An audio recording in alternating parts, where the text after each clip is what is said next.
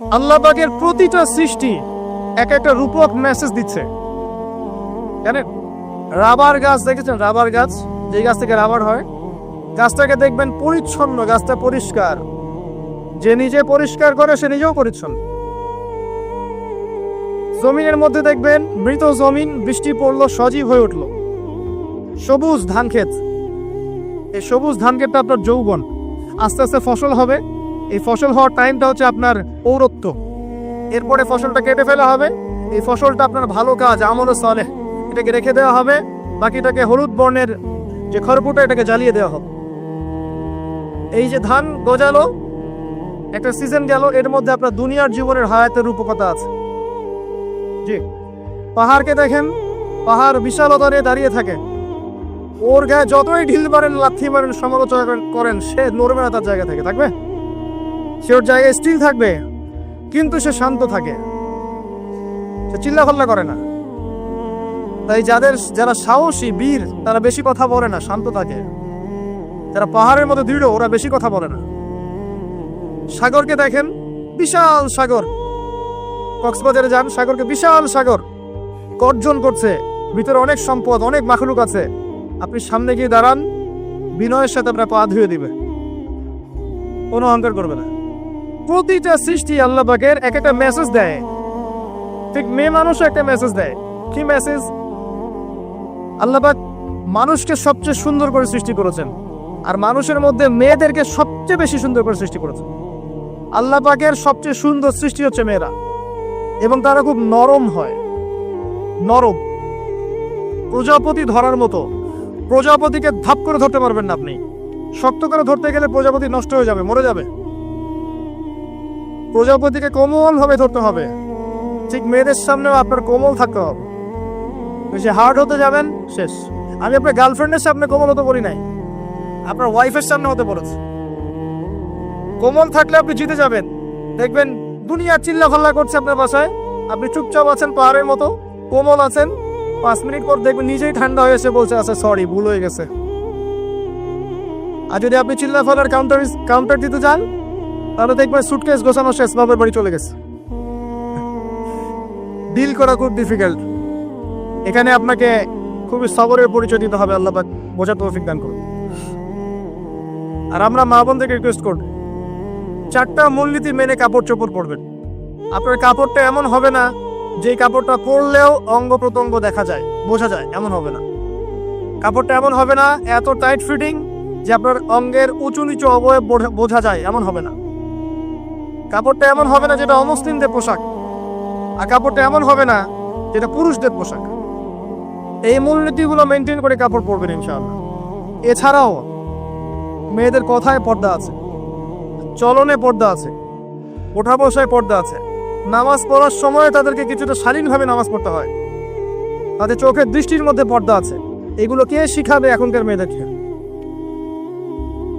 সবসময় বিজি দেখবেন নতুন কোন সিরিয়াল আসছে, নতুন কোন ফ্যাশন আসছে, নতুন কোন পার্লারে কি আসছে, কোন কাটিং আসছে, কোন নায়িকা আসলো, ও যে বাংলাদেশে কোন এক নায়িকা আসছে, তাই নিয়ে মিডিয়াতে এমন তোলপাড়, মনে কি নাকি একটা অবস্থা।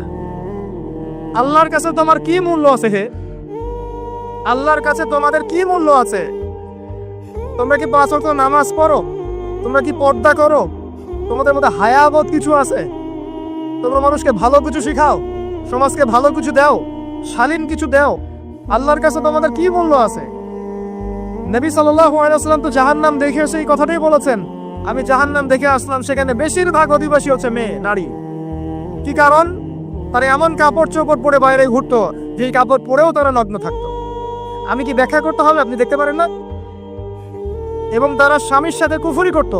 সারা জীবন স্বামী যদি তাদের ভরণ পোষণ দেয়, ভালোবাসে, মহব্বত করে, তাদের জন্য জীবনটা ক্ষয় করে ফেলে, এক পর্যায়ে গিয়ে বলবে, সারাটা জীবন তোমার কাছে কিছুই পাইলাম না। বাস্তব। এগুলোর কারণে মেয়েরা বেশি বেশি জাহান্নামে যাবে। এবং তারা মানুষ মারা গেলে মাতম করে, বুক পিঠ চাপড়ায়, এই কারণে যাবে। এবং তর্ক লাগলে অভিশাপ দেবে, সেই কারণে যাবে। আল্লাহ পাক আমাদের মা বোনদেরকে হেফাজত করুন।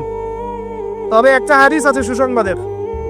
নবী সাল্লাল্লাহু আলাইহি ওয়াসাল্লাম বলেছেন, একজন নারী যদি 4টা কাজ করতে পারেন, জান্নাতের যে কোনো দরজা দিয়ে ইচ্ছা প্রবেশ করতে পারবেন।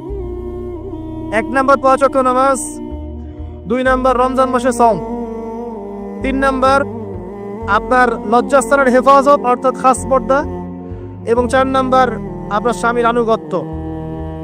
ফ্যামিনিস্ট আকীদার মেয়ে হলে আনুগত্যকে দাসত্ব মনে করে, স্বামীর আনুগত্যকে তারা দাসত্ব মনে করে।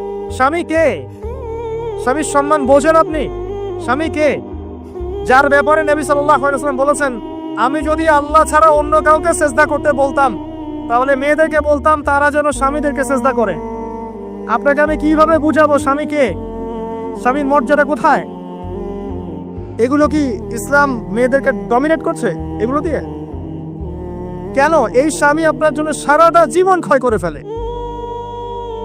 একটা চোর পর্যন্ত, একটা চোর, একটা করাপ্টেড মানুষ, দুর্নীতিগ্রস্ত মানুষ, সে চুরি করে দুর্নীতি করে এনে বাচ্চাকে খাওয়ায়। একটা ধর্ষক পর্যন্ত ওর মেয়েকে আদর করে। পুরুষ মানুষ কি জিনিস কেমন করে বুঝবে? সারাটা জীবন ক্ষয় করে ফেলায়। যদি আপনি তার আনুগত্য করেন, তার সামনে সুন্দর মতো থাকেন, তার কথার সাথে তর্ক না করেন, ভালোবাসা দিয়ে থাকেন, আপনার জন্য সে জীবন দিতে প্রস্তুত থাকবে। এরকম পুরুষ মানুষ আপনাদেরকে কেউ চোখ তুলে তাকে চোখ তুলে ফেলাবে, এরকম পুরুষ মানুষ। আর এখন তো পরিস্থিতি ডিফারেন্ট। বাসায় পুরুষ বাইরের ছেলের সাথে ফোনে প্রেম হয়ে গেছে, পালাই চলে গেছে, বিয়ে করে ফেলছে। দেখবেন বাসায় স্ত্রী আছে, বাইরের মেয়ের সাথে প্রেম করে বিয়ে করা শেষ। বিয়ে করলে সমস্যা নাই, ব্যভিচার করে ফেলছে। বিয়ে সে করতেই পারে, সেটাকে সমতা রক্ষা করতে পারে, সেটা তার ডিফারেন্ট ইস্যু, এটা অন্য ইস্যু।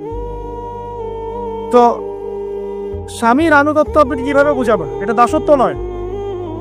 নবী সাল্লাল্লাহু আলাইহি ওয়াসাল্লাম বলেছেন, কোনো স্বামী যদি কোনো স্ত্রীকে চায়, তার প্রয়োজনের জন্য চায়, মহব্বতের জন্য, স্ত্রী যদি চুলায় রান্না করতে থাকে, ওই রান্না ফেলে দিয়ে তাকে আসতে হবে।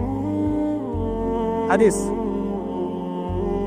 রাতের বেলা স্বামী স্ত্রী শুয়েছে, স্বামীর চাহিদা আছে, স্ত্রীর কোনো সমস্যা নাই, স্ত্রী ফিট, ইচ্ছা করেই অহেতুক স্বামীকে বলল আমি রাজি না, উল্টা পাশে মুখ করে ঘুমিয়ে গেল। আল্লাহর নবী বলছেন, সারা রাত আল্লাহর পক্ষ থেকে একজন ফেরেশতা আসবে, এসে এই নারীকে অভিশাপ দিতে থাকবে। এখন এগুলো হাদিস শুনলে বলবে যে ইসলাম তো মেয়েদেরকে ছোট করছে। একজন মেয়ে তার একজন স্বামীর কথা বলছে, স্বামী তার মেয়ে, তার স্ত্রী, তার মা, তার বোন, সবাইকে তার মিরাসের হক দিতে হয়। একজন মেয়ে তার বাবার সম্পত্তি পায়, কোনো কোনো ক্ষেত্রে তার ভাইয়ের সম্পত্তি পায়, তার স্বামীটা তো পাই, তার ছেলের টক, নানি হলেও সম্পত্তির হক আছে। একটা মেয়েকে চতুর্দিক থেকে সিকিউর করা হয়েছে ইসলামে। তারপরেও কিছু ফ্যামিনিস্টের কারণে এরা বলবে যে মেয়েদেরকে ইসলাম ছোট করছে। হ্যাঁ, মেয়েদেরকে ইসলাম কেন ছোট করছে? কারণ পর্দা করে যে বাইরে বেরোতে বলেছে, ঢ্যাং ঢ্যাং করে নগ্ন হয়ে বেরোতে নিষেধ করেছে, এই কারণে। যদি বলে যে ইসলাম আপনাদেরকে ফ্রি মিক্সিং এর স্বাধীনতা দিচ্ছে, আপনারা সবাই ফ্রি মিক্সিং করেন, গেঞ্জি পরেন, টি শার্ট পরেন, স্যান্ডো গেঞ্জি পরে বাইরে ঘুরে বেড়ান, টাইট ফিটিং প্যান্ট পরে বাইরে ঘুরে বেড়ান, সব জায়গায় আপনারা ফ্রি মিক্সিং করেন, পর্ন দেখেন, জেনা করেন, মদ খান, ইসলাম খুব ভালো। তখন তোমাদের জন্য তো ইসলাম নয়, তোমরা জাহান্নামে যাও, আল্লাহর কি আসে যায়? ইসলাম তোমাদের জন্য নয়, তোমরা জাহান্নামে গিয়ে মরো, ইসলামের কিছু যায় আসে না। আল্লাহর ওয়াস্তে পারিবারিক আদর্শের দিকে ফোকাস করে প্রিয় ভাই। নিজে জাহান্নামের আগুন থেকে বাঁচেন, পরিবার বর্গকে বাঁচান, পরিবার একটা পার্ট হচ্ছে আপনার পিতামাতার সাথে খারাপ আচরণ করতে যায় না আল্লাহর ওয়াস্তে। সেই ব্যক্তির জন্য ধ্বংস যার পিতামাতা বেঁচে আছে, তাদের হক আদায় করে সে জান্নাতে যেতে পারলো না, তার জন্য ধ্বংস। আরেকটা অংশ আছে আপনার সন্তান সন্ততি, বাচ্চা কাচ্চার প্যারেন্টিংটা খুব সুন্দর করে করেন। যখন আপনি স্ত্রীর সাথে মিলন করতে গিয়েছেন তখন দোয়া পড়েন, আল্লাহুম্মা বিসমিল্লাহি আল্লাহুম্মা জান্নিবনি শাইতান ওয়া জান্নিবিশ শাইতান মা রাযাকতানা।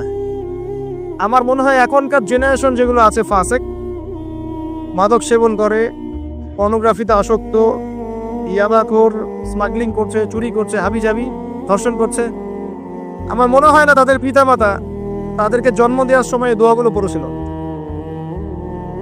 কারণ পিতামাতা এই দোয়া পড়লে ওই সন্তানকে শয়তান স্পর্শ করতে পারে না। সন্তান হবে, সন্তান ছেলে হোক মেয়ে হোক, আপনার এটা নিয়ে মন খারাপ করার কিছু নাই।